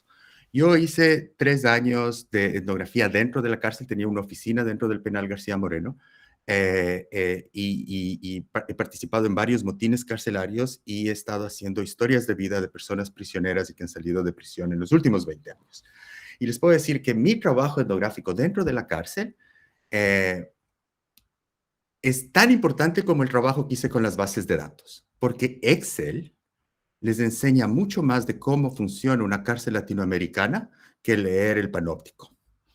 Y les voy a explicar por qué. Cuando yo empecé a hacer trabajo de campo, rescatamos del archivo en 2014 del panóptico del penal García Moreno. El panóptico del penal García Moreno fue creado por un presidente conservador en la primera modernidad del Ecuador.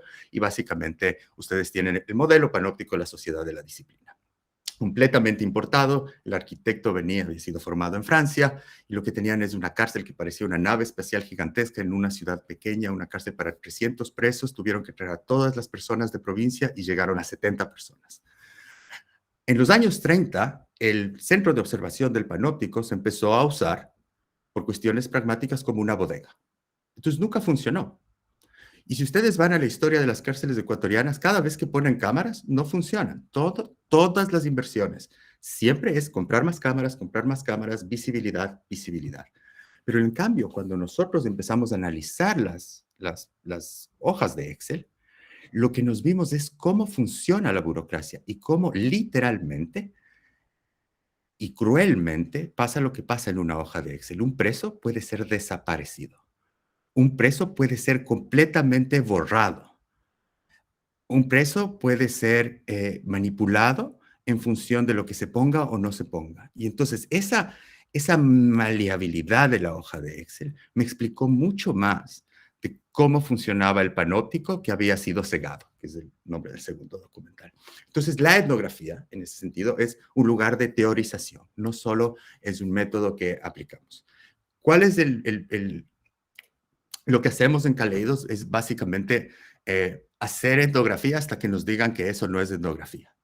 Y eso nos pasa constantemente. Y cuando alguien entra a Caleidos, siempre decimos, hacemos etnografía, y lo que haces es etnografía hasta que alguien te diga que eso no es etnografía, y de ahí lo que vamos a hacer es responder por qué sí es etnografía. O por qué de hecho estamos haciendo otra cosa más interesante. Pasó eso con multimodalidad. No, esto era antropología multimedia o antropología visual. Y hasta que llegamos a un grupo que nos dijeron, no, ustedes no están haciendo antropología visual, ustedes están haciendo antropología multimodal, están haciendo etnografía multimodal. Y nosotros empezamos a escuchar de lo que se trataba y dijimos, oh, mira, sí, estamos haciendo eso. Entonces también es un proceso de aprendizaje en donde cuando decía es fácil, no me refiero a que no es complejo, pero uno lo puede poner en palabras sencillas y conversarlo. Y por ejemplo, Arbolito, que es con quien más he trabajado yo, ha hecho cientos de notas de campo, plantea hipótesis, hace sus propias lecturas, es el ensayo y error, abre nuevos lugares donde él cree que está conectada a la cárcel.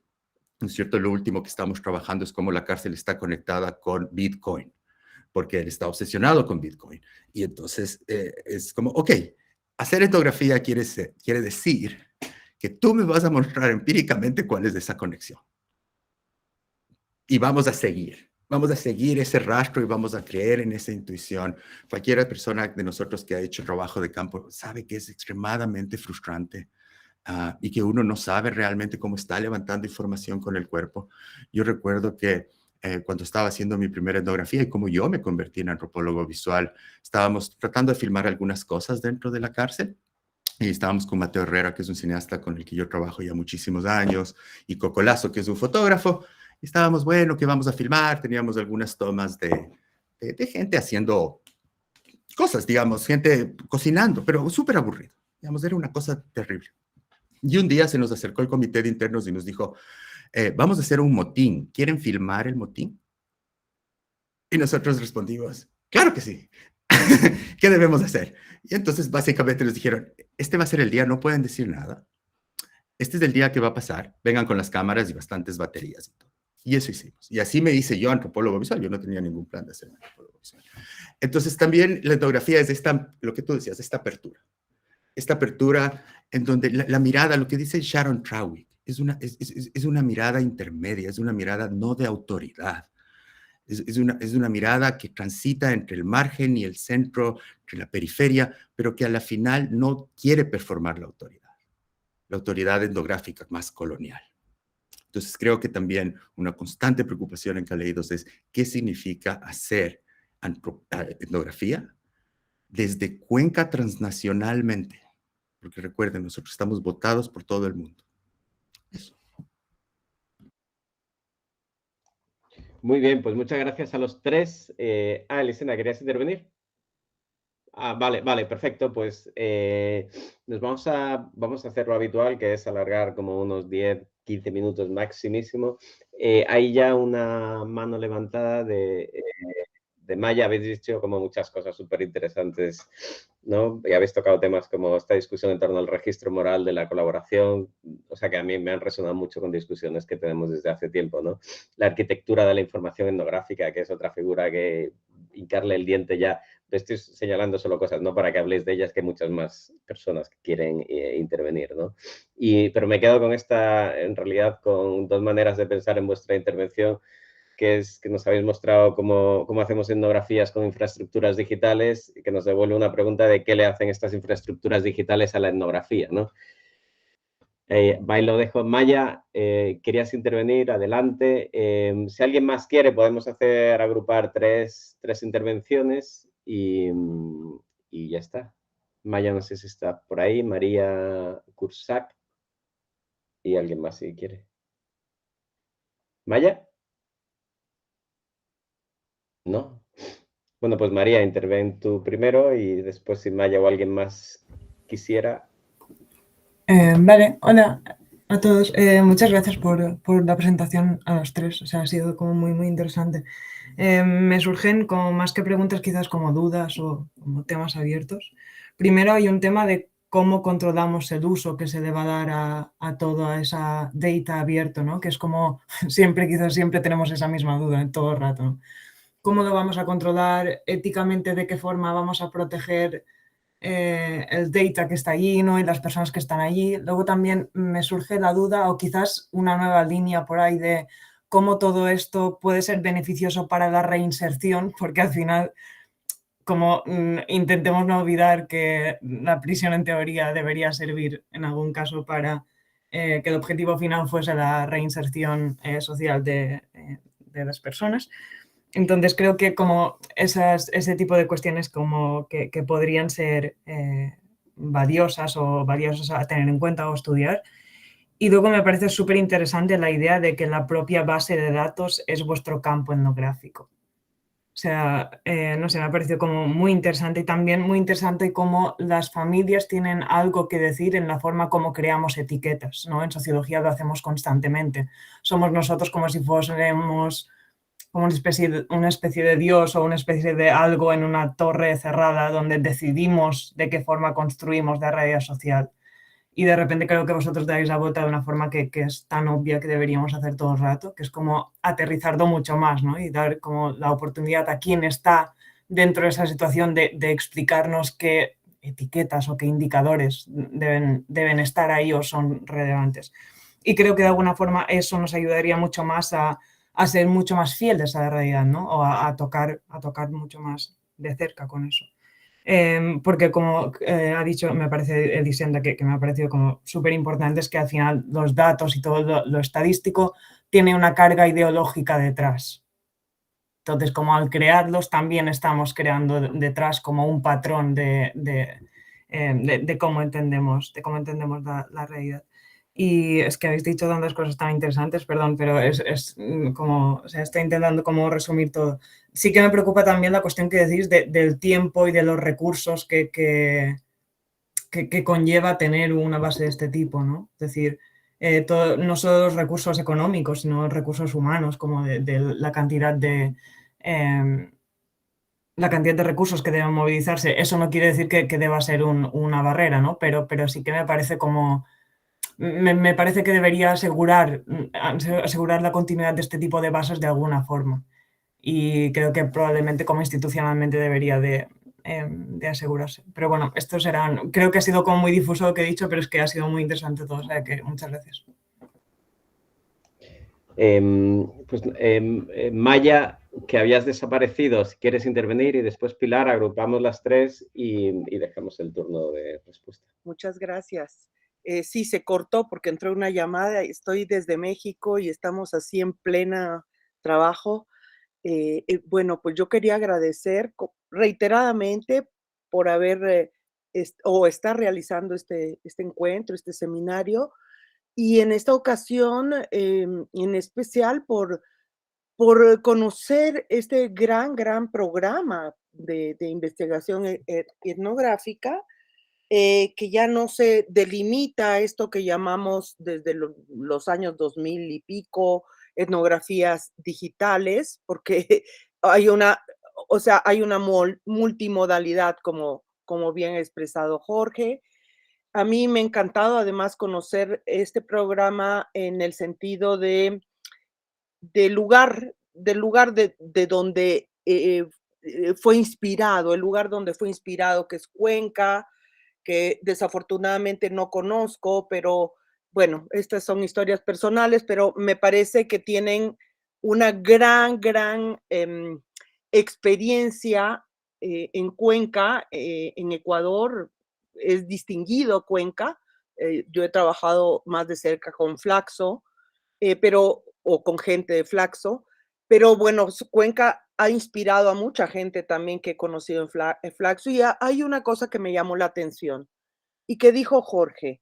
O sea, Cuenca está en todas partes, pero muchas partes están en Cuenca, porque ha sido una ciudad receptora de una bullente migración, masa migratoria, que yo creo que ha estimulado también un trabajo más de carácter transnacional, que leído ahora desde un marco decolonial.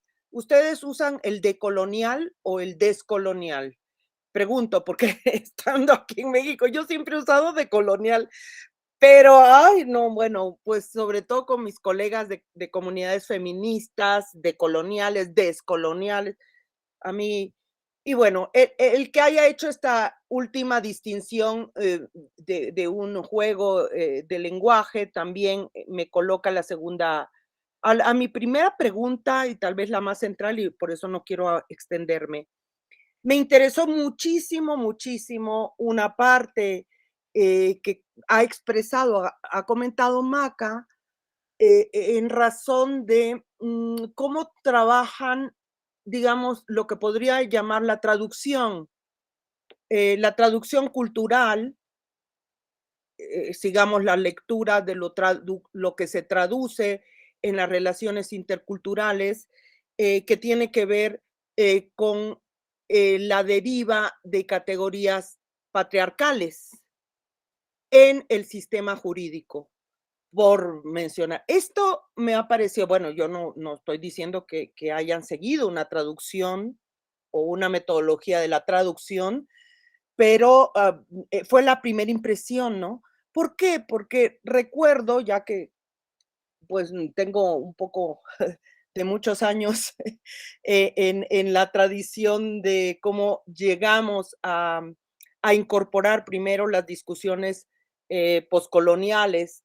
He trabajado mucho en Bolivia y vivido, entonces, bueno, digamos, ahí fue un lugar de gran recepción, gracias a Silvia Rivera, a Rosana, historiadora, amiga que estaba en Ámsterdam. Bueno, pero lo interesante fue cómo recibimos en un momento la escuela de subalternidad y la poscolonialidad, y ahí había un problema bien gordo, y era justamente que el tema de las traducciones culturales en los juicios.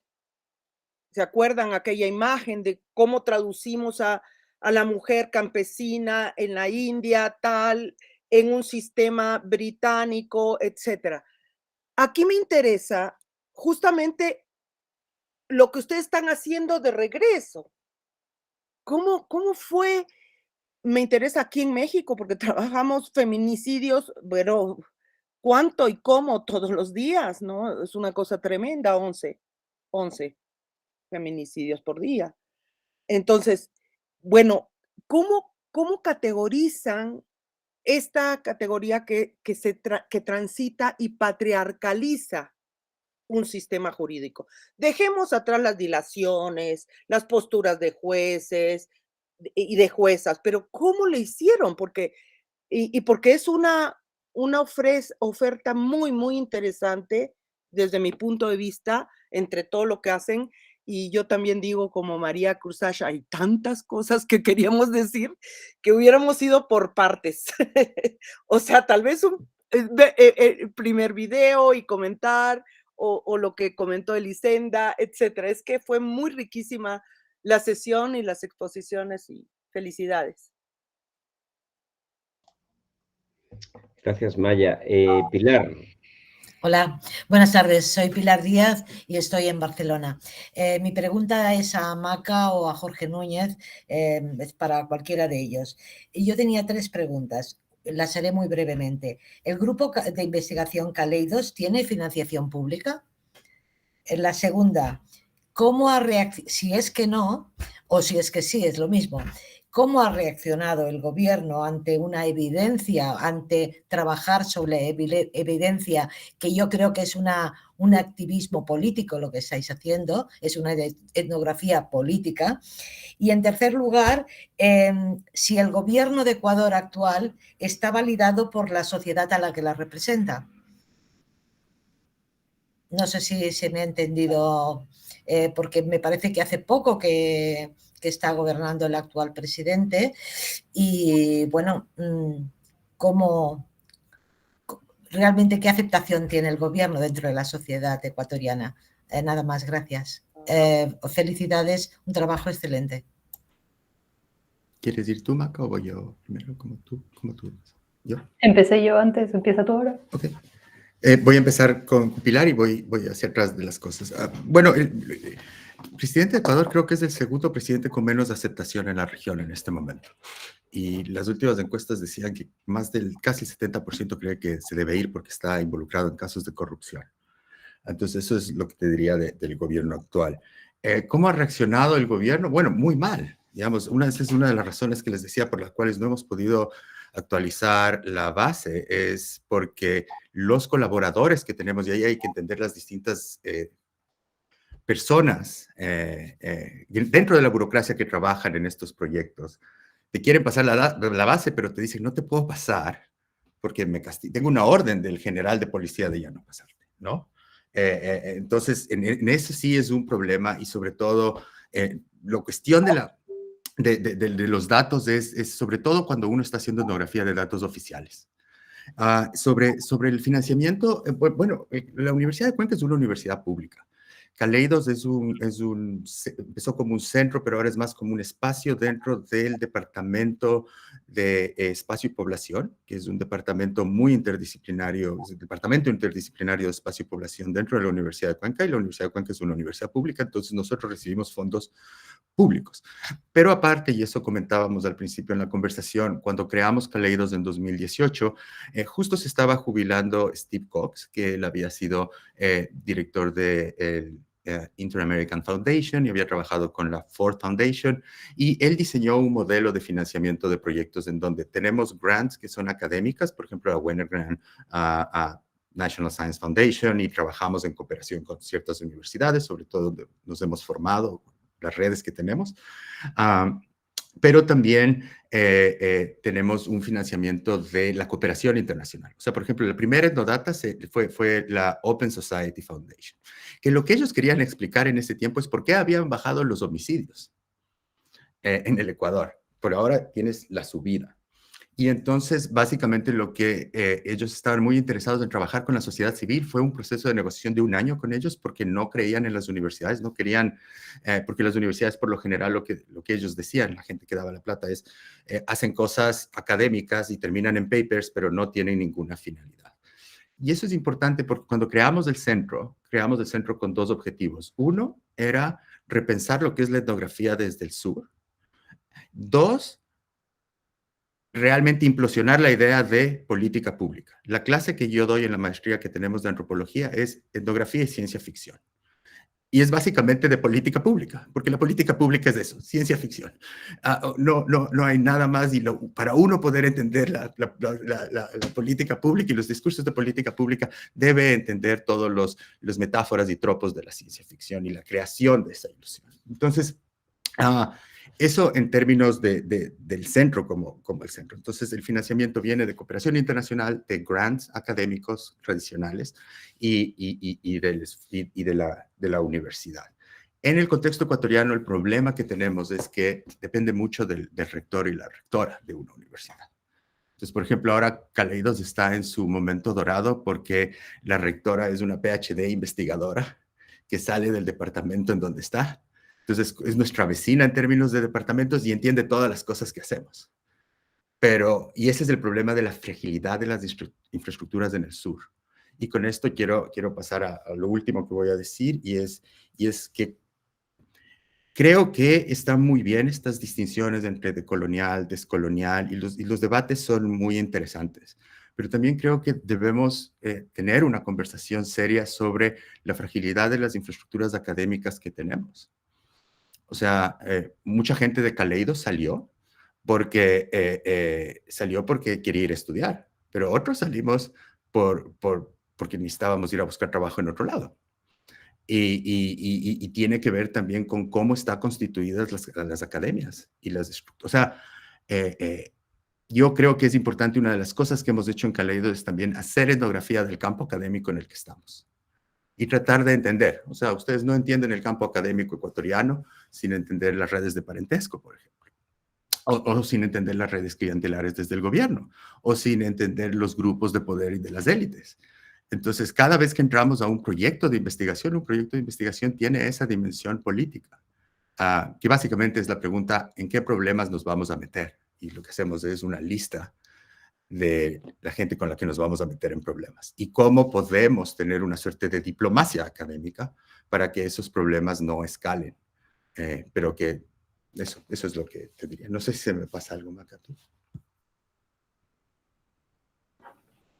Voy a decir cosas súper breves, sé que estamos sobre el tiempo, así que solo mencionar algo sobre lo de la ética de datos que preguntaba María o cómo controlarlo. Las bases fueron completamente anonimizadas, entonces fue un trabajo larguísimo. Estos eran miles de registros en los que tuvimos la suerte de estar por un tiempo anclados en una facultad de ingeniería en la que muchísimos estudiantes pudieron ayudar a trabajar esas bases desde lo que ellos sabían hacer, que fue una conversación súper interesante. Cómo trabajan cientistas sociales con informáticos, ingenieros de informática o estudiantes de ingeniería de informática. Fue una riqueza de conversación en sí misma, pero fue a través de esa colaboración que pudimos también anonimizar toda la base de datos en los términos rigurosos que eso requería. Beneficios directos para la reinserción. No sé si podemos hablar de que hay uno directo, pero creo que sí hay una forma en la que este tipo de antropología pública, si le queremos llamar también, está dando una narrativa diferente y está compartiendo la visión de lo que está generando también la cárcel en la sociedad ecuatoriana. Entonces, también cómo usar nuestras infraestructuras académicas como espacios de contestación, ¿verdad? De respuesta en ese sentido también. Para responder al poder, sea este financiero, estatal o de tantos tipos. Sobre la idea de lo transnacional, creo que el trabajo de Caleidos en sí mismo y la forma en la que el centro funciona siempre fue pensado así, también académicamente, ¿qué significa hacer estas colaboraciones que ahora son muchísimo más frecuentes con fondos internacionales que incluso requieren partners en el sur con mucha frecuencia? Pero ¿qué significa eso ya en términos de trabajo? Para nosotros significa que nosotros somos también codirectores de los proyectos de investigación, no somos solo un partner allá, que también coescribimos con las personas o participamos de los créditos de las publicaciones, no solo recogemos datos, como dinámicas que han sido desiguales en las academias globales en muchos sentidos, no solo norte-sur, sino son bastante más complejas que eso, porque para mí también dentro de Europa existen otros tipos de desigualdad, y entonces creo que es importante pensar con cómo hacer esas investigaciones transnacionales desde muchos sentidos. Entonces va un poco más allá de esta presentación, pero es parte del el ADN de Kaleidos de alguna forma. Y respecto a la idea de las categorías patriarcales, fue muy importante en ese sentido cómo la etnografía nos permitió ver eso, porque era algo que las personas que trabajan en la justicia en ningún momento pensaban que ellos funcionaban en mecanismos patriarcales dentro del sistema judicial. Para ellos estaban haciendo justicia y además de una forma eficiente. Entonces, ese fue otro tipo de conversación que les permitió también a las personas que estaban del otro lado decir, oh, nunca habíamos pensado en eso, ¿no? Entonces, y algunos no tampoco querían pensarlo así o se negaban a aceptar eso, pero a nosotros nos permitía hacer esa reflexión también con diferentes colectivas y con diferentes personas que trabajaban dentro del sistema burocrático. Entonces creo que hay que hacer más de ese tipo de reflexiones y que hay mucho que podemos aprender de la antropología también de colonial, que es como yo le llamo dentro de Latinoamérica, que es la que yo conozco mejor. Muchas gracias por todas estas preguntas y por su interés. ¿Puedo hacer una última consulta, Pedro? Si es absolutamente breve, sí, pero es que estamos por ahí. Puntual. Muchas gracias. Soy Clemente Mamani de Bolivia. Lo siguiente, ¿qué nuevos horizontes etnográficos están realizando o están visibilizando de acá en adelante? Muchas gracias por eso.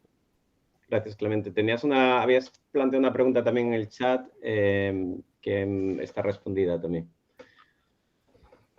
Muy, muy brevemente, bueno, Jorge presentó un poquito, no sé si él quiere decir más igual del trabajo que está haciendo con el observatorio. Para mí, parte de esos horizontes se cruzan con la financialización, que fue el trabajo que mencionó brevemente Adolfo en el inicio sobre la vivienda, y cómo también entenderlo eso en relación ahora a luchas por el territorio en Ecuador y antiminería y otros tipos de extractivismo que están viendo conexiones a través de no solo la financialización, pero las historias de vida de migración en las que se mueven las familias con las que yo voy trabajando una década, y hay la construcción de una plataforma justamente multimodal en este estilo alrededor de esa temática. Sí, esa es la idea. Digamos, la siguiente plataforma, aparte del Observatorio de Cárceles, es la plataforma sobre financialización en Latinoamérica y Europa. Y la otra cosa que estamos viendo en Latinoamérica es que queremos hacer una plataforma, pero regional, sobre represión policial. Sobre todo uno de los casos, y volviendo a la cuestión del gobierno, lo que más nos ha preocupado de lo que estamos observando es sobre todo una alianza entre policía y esta fuerte arremetida de los libertarios en América Latina, que es una cuestión global, pero que es muy específica. Ustedes en España tienen a Vox, acá en el norte de Europa tenemos algunos problemas también.